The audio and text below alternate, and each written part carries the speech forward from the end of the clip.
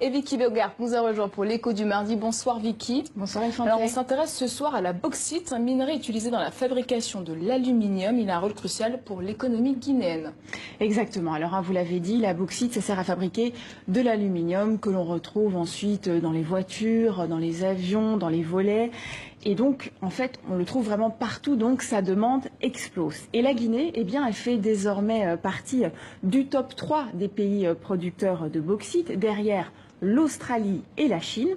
En 2017, elle a produit pas moins de 42 millions de tonnes de bauxite. C'est presque 3 fois plus qu'en 2015.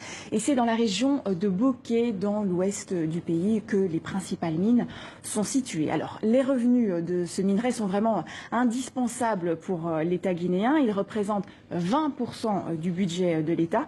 Et les mines, elles créent effectivement des milliers d'emplois.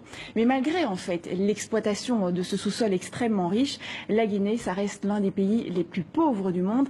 Et plus de la moitié de la population vit sous le seuil de pauvreté, c'est-à-dire avec moins d'1 € par jour selon l'ONU. Cette exploitation de la bauxite a des conséquences directes sur les populations locales. Oui, elle a vraiment profondément bouleversé l'activité des villageois qui vivent à proximité de ces mines. Tout d'abord, les femmes, elles sont directement impactées car elles sont souvent chargées du ravitaillement en eau. Eh bien, les mines, parfois, ça obstrue ou ça pollue les rivières. Les femmes sont donc amenées à faire des distances toujours plus longues pour aller chercher l'eau tous les jours. Plus critique encore, des villageois ont été privés de leurs terres qu'ils exploitaient parfois depuis des décennies. Et en échange, eh bien, ils ont reçu une indemnisation, mais ils n'arrivent plus en fait à générer des revenus sur le long terme. Et c'est ce qui ressort en fait d'un rapport alarmant publié par Human Rights Watch. Et l'État guinéen a-t-il encadré ces pratiques d'expropriation ?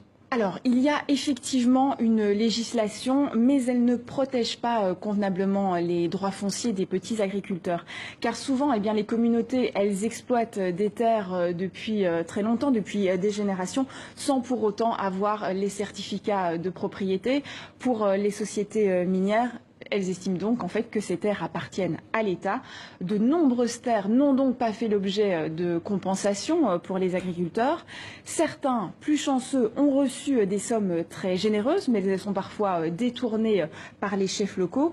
Et il est vraiment difficile de savoir où il faut investir ces sommes pour que cela soit bénéfique à long terme. Une indemnisation en fait plus juste, c'est une indemnisation, l'attribution d'une terre d'une même valeur et d'une même surface à celle qui est perdue.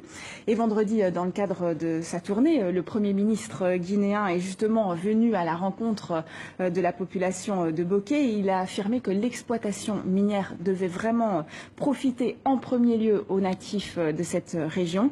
Mais précisons quand même que l'une des grandes sociétés minières, la CBG, la Compagnie des bauxites de Guinée, est détenue à 49% par l'État, qui est donc à la fois régulateur et actionnaire de cette exploitation des mines. Merci beaucoup Vicky, à bientôt.